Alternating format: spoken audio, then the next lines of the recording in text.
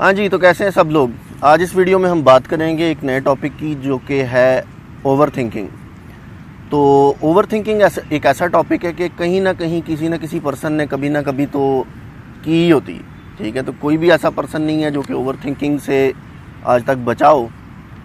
और I am sure के बहुत सारे लोग जो भी वीडियो देख रहे हैं, जिन्होंने क्लिक किया इस वीडियो के ऊपर, वो भी जो है वो इसी वजह से जो है उस वीडियो तक पहुँचे हैं, क्योंकि ये कि वो ओवर थिंक करते हैं और वो इस चीज़ का सलूशन चाहते हैं।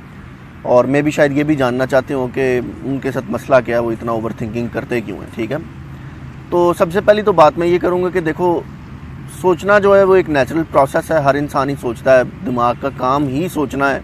ठीक है, तो अब आप अगर ये कहो कि जो है ना दिमाग अपना काम करना ही छोड़ दे, तो फिर तो ज़ाहिर ऑफ कोर्स ऐसे पर्सन को तो डेड कहते हैं, जिसका ब्रेन जो है वो बिल्कुल ही काम ही ना करता हो, जो कि कुछ भी जो है ना वो समझ ना सकता हो, कुछ सोच ना सकता हो। ठीक है, तो ये नॉर्मल चीज़ है, नेचुरल चीज़ है सोचना। और इनफैक्ट ये कि एक ह्यूमन बीइंग जो है वो ऑन एन एवरेज तकरीबन 60 से 70 हज़ार ख्यालात पर डे सोचता है। यानी there are about 60 to 70,000 thoughts that you think on a daily basis, and about 95% of those thoughts are the same thoughts that you were thinking yesterday and the day before and the day before.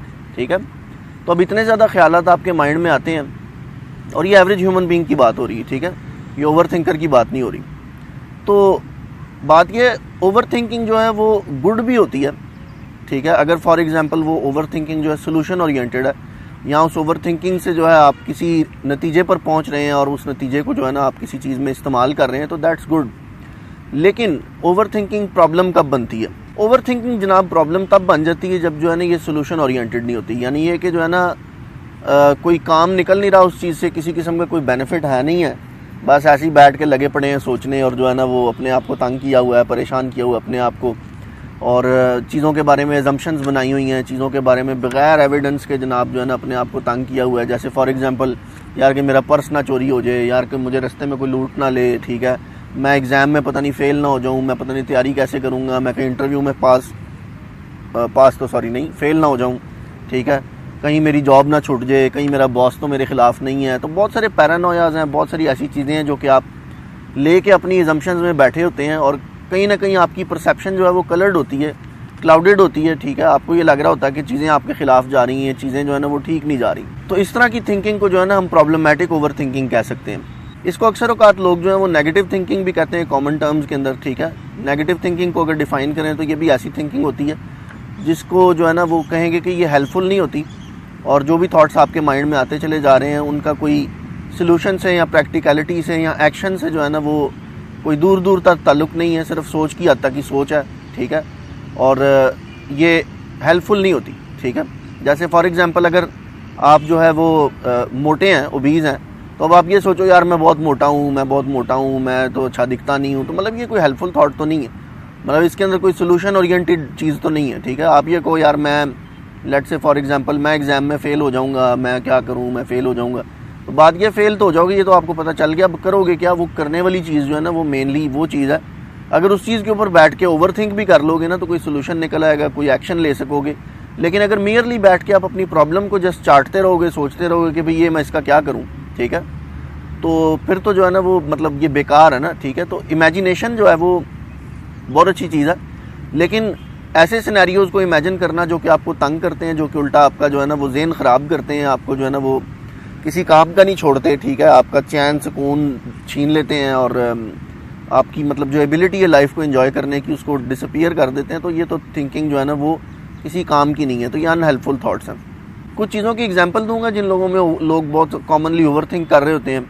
जैसे academics की बात करें तो लोग कहते हैं यार पता नहीं मैं असाइनमेंट कैसे बनाऊंगा, मैं प्रेजेंटेशन कैसे दूंगा, मैं ये रिसर्च आर्टिकल कैसे लिखूंगा, या मैं फॉर एग्जांपल जो है ना वो एग्ज़ाम की तैयारी कैसे करूं, मैं कहीं फेल ना हो जाऊं इसमें। ठीक है, यहाँ लोग ये सोचते हैं कि जो है ना मैं पता नहीं इतना गुड इनफ हूँ ही नहीं। ठीक है, तो भाई शायद वाकई तुम गुड इनफ ना ही हो, लेकिन गुड इनफ होने के लिए तुम कर क्या रहे हो, तो वो भी तो देखो ना। अगर तुम कुछ नहीं कर रहे तो फिर गुड इनफ भी नहीं और बिल्कुल ही गुड इनफ नहीं, क्योंकि कर भी उस चीज़ के लिए कुछ नहीं रहे। ठीक है, फिर लोग जो है अपने पार्टनर पर डाउट करते हैं, कहीं मुझे कहीं चीट ना कर दे, मुझे कहीं छोड़ ना दे, बहुत ज़्यादा इनसिक्योर होना, खाम में हाइपोथेटिकल सिनेरियोज क्रिएट करते रहना कि भाई पता नहीं क्या बन जाएगा, क्या हो जाएगा। ठीक है, और मतलब जो है ना वो अपने आप को खाम में बेसिकली तंग किए रखना, ये ऐसी एग्जांपल्स हैं जो है ना ओवर थिंकिंग की। प्रैक्टिकल सोल्यूशन की अगर बात करें ओवर थिंकिंग के, तो देखो प्रैक्टिकल सोल्यूशन इस चीज़ का ये है, आपको आपके थॉट्स को कैटेगराइज करना पड़ेगा जनाब 2 चीज़ों के अंदर। और वो 2 चीज़ें ये हैं कि सबसे पहले तो आप लोग जो है वो एक लिस्ट क्रिएट करें अपने जो कॉमन रीअकरिंग थॉट्स हैं जो कि आपको तंग करते हैं, जिनसे आप इरिटेट होते हैं, ठीक है। वो जब लिस्ट आपके पास आ जाए तो इनफैक्ट मैं तो ये कहूँगा अपने जितने भी थॉट्स हैं उनकी लिस्ट क्रिएट करो, ठीक है। इतना टाइम नहीं लगेगा, मतलब मे बी तुम 10, 15, 20 थॉट्स ही ऐसे होंगे जो कि डेली बेसिस के ऊपर आपको कॉन्स्टेंटली आपकी अवेयरनेस में होते हैं, जिनको आप सोचते हैं, ठीक है। उनकी एक लिस्ट क्रिएट करें, फिर उसके बाद जो है ना उस लिस्ट में से वो थॉट्स जिनका जो हेल्पफुलनेस इंडेक्स है, लेट्स से फॉर एग्जांपल अगर कोई थॉट है, लेट्स से उसका हेल्पफुल इंडेक्स जो है वो 0 से 10 के अंदर जो है ना वो 2 पे है, 1 पे है, मतलब बिल्कुल ही हेल्पफुल नहीं है, या 0 पे है, बिल्कुल कोई हेल्पफुल थॉट नहीं है वो, ठीक है। जैसे एग्जाम्पल ये है कि अगर कोई जो है वो एग्ज़ाम में पास होना चाहता है, एग्ज़ाम में अच्छे नंबर गेन करना चाहता है, तो वो जस्ट मियरली ये सोच के जो है ना एग्ज़ाम में अच्छे नंबर नहीं ले सकता कि पता नहीं मैं क्या करूँगा, मैं एग्ज़ाम में पास हो पाऊँगा कि नहीं, मतलब अजीब सी लैक ऑफ कॉन्फिडेंट टाइप सी अजीब सी थिंकिंग, जिसका जो है ना कोई तोड़ जोड़ नहीं है, सर पैर नहीं है, कोई एविडेंस नहीं है किसी चीज़ का कि कोई चीज़ मतलब जो है ना मैं कोई प्रैक्टिकल एक्शन ही ले लूँ, ठीक है। तो जस्ट मियरली सोचते जाना बैठ के, तो मतलब ये अजीब ही वेला पाना है, बिल्कुल ही दिमाग का जो कह सकते हैं कि खलल है। तो ये चीज़ रिकॉग्नाइज करो कि हर चीज़ भी जो आप सोच रहे हैं वो ज़रूरी नहीं है कि वो ठीक है, या वो मतलब माना कि आजकल फ्री स्पीच का जो है ना वो सबको हक है, लेकिन फ्री थॉट का भी सबको हक है, लेकिन ये ज़रूरी नहीं है कि वो जो थॉट्स आप सोच रहे हैं वो आपकी लाइफ को भी बेटर करते हो, या किसी दूसरे की लाइफ को बेटर करते हो, या जो है ना आपको ओवरऑल एक आउटकम हैप्पीनेस की या सुकून की देते हो, ठीक है। तो वो थॉट्स जब आप रिकॉग्नाइज कर लें कि यार ये थॉट्स मुझे किस तरह से जो है ना वो फील करवाते हैं, तो वो थॉट्स जो कि आपको नेगेटिव फील करवाते हैं, वो थॉट्स ऐसे हैं कि जिनको आपको कंट्रोल करना, हैंडल करना या उनको मैनेज करना सीखना पड़ेगा, ठीक है। और इसी के साथ मैं ये बताता चलूँ कि थॉट्स भी बजाते खुद न्यूरल पैटर्न्स होते हैं, हैबिट्स की आउटकम्स होते हैं, ठीक है। तो वो हैबिट्स जो है जब तक जो है ना आपकी चेंज नहीं होगी, जब तक जो है ना आप सेम तरह से सोचते जाएंगे, तो सेम तरह के रिजल्ट्स आपको मिलते जाएंगे, ठीक है। एल्बर्ट आइंस्टाइन ने कहा था कि doing the same thing over and over again and expecting a different result is insanity.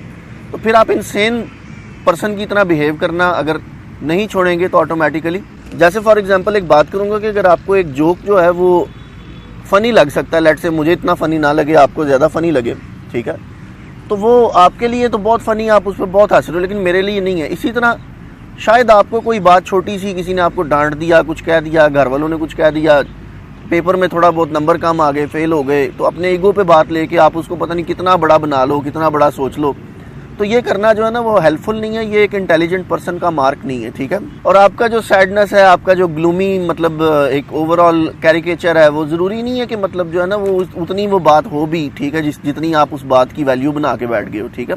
बहुत सारे लोग हैं उनको मैंने देखा है मजाक टॉलरेट नहीं कर पाते, बहुत सारे लोग हैं देखा उनको मैंने फेलियर नहीं टॉलरेट कर पाते, बहुत सारे लोग हैं जो है ना वो कोई ब्रेकअप हो गया है, कोई चला गया है, कोई आ गया है, कोई कुछ हो गया है, कोई लॉस हो गया है, तो वो टॉलरेट नहीं कर पाते। ये सब चीज़ें बेसिकली जो है ना वो एक वीक पर्सन की निशानी है, ठीक है। और कहीं ना कहीं हर इंसान कुछ ना कुछ लेवल पर वीक होता ही है, मैं भी था एक टाइम था, ठीक है। बहुत सारी चीज़ें मैंने भी लर्न की हैं टाइम के साथ साथ, अभी ये कैमरे के सामने आके बैठ के ये मैं बता पा रहा हूँ, वरना नहीं तो जो है ना इतना आसान नहीं है इस तरह आके किसी को कुछ टीच करना, अगर आपकी अपनी वो सिचुएशन जो है वो हैंडल नहीं है प्रॉपरली। तो मेरा मशवरा ओवर थिंकर्स के लिए ये है कि बेसिकली आपको एक ऐसा पर्सन बनना पड़ेगा जो कि बड़ी बड़ी बातों को जो है वो छोटा बनाता है, बड़ी बड़ी बातों को जो है वो आसान कर देता है, बड़े बड़े प्रॉब्लम्स का सलूशन आसानी से पैदा कर देता है, बजाय इसके कि छोटी छोटी बातों को बढ़ा देता है और छोटी छोटी प्रॉब्लम्स को जो है वो और ज़्यादा बड़ी प्रॉब्लम में कन्वर्ट कर देता है, ठीक है। तो आप इस तरह का पर्सन क्या आपको पसंद आएगा, या आप इस तरह के पर्सन के साथ रहना चाहोगे? सबसे पहली तो बात ये है, ठीक है। इस तरह के पर्सन के साथ पता नहीं आप रहना चाहोगे कि नहीं, ठीक है। मेरा नहीं ख्याल कोई भी रहना चाहेगा ऐसे पर्सन के साथ जो कि छोटी छोटी बातों को बहुत बड़ा बना देता है, ठीक है। तो मैं तो यही कहूँगा कि ऐसा पर्सन बनो जो कि बड़ी बड़ी बातों को छोटा बनाए, बड़े बड़े प्रॉब्लम्स का सलूशन जो है वो आसानी से निकाले, ठीक है। और ओवर थिंक ही करना है ना तो करो ना ओवर थिंक, किसने मना किया, लेकिन सोल्यूशन ओरिएंटेड ओवर थिंकिंग करो। बैठ जाओ कोने में, बंद कर लो अपने आप को, एक कमरे में बंद कर लो, लैट्रिन में अपने आप को बंद कर लो, कोई मसला नहीं, ठीक है। अंधेरे कमरे में बैठ जाओ, बंद कर लो अपने आप को, ठीक है। थोड़ी देर बोर हो जाओ, देखो, सोच के देखो, सोल्यूशन पे आकर देखो, ठीक है। सिर्फ एम ही मियरली सोचन बराए सोचन बह गए हैं, वो काम नहीं सही। बात यह है कि हर चीज़ ही आजकल तो ईजी है, आजकल इतना मुश्किल कुछ भी नहीं है। अब आपको नहीं करनी आती है, आपको उसका नहीं पता कि क्या सोल्यूशन है, तो इसका मतलब ये नहीं कि वो चीज़ ईजी नहीं है। हाँ, आपको वो डिफ़िकल्ट लग सकती है, आई एग्री, लेकिन ये है कि अगर आप सोल्यूशन फाइंड आउट करने की कोशिश करें तो सोल्यूशन जो है वो कहीं ना कहीं आपके पास ही होता है, आसपास ही होता है, कहीं ना कहीं आपकी अंदर पर्सनैलिटी में ही होता है सोल्यूशन, ठीक है, आपसे बाहर नहीं होता। बहुत सारे लोग सोचते हैं फलाने बंदे ने मुझे ऐसे क्यों बोल दिया। बात यह है कि आपने उसके बोलने पर रिएक्ट क्यों किया।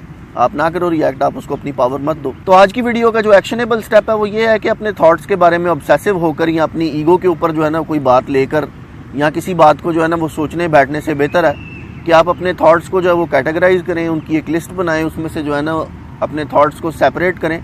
ऐसे थॉट्स को जो है ना अपनी लाइफ में प्रमोट करें जो कि जिनका हेल्पफुल इंडेक्स हाई है, जिनका हेल्पफुल इंडेक्स जो है वो ऐसा है कि जो कि आपकी लाइफ को बेटर करता है। और ऐसे थॉट्स को जो है ना नेगेट करें, मुंह से बोलें कि ये मैं क्या सोच रहा हूँ, ये कोई सोचने वाली बात है, ये कोई हेल्पफुल चीज़ है।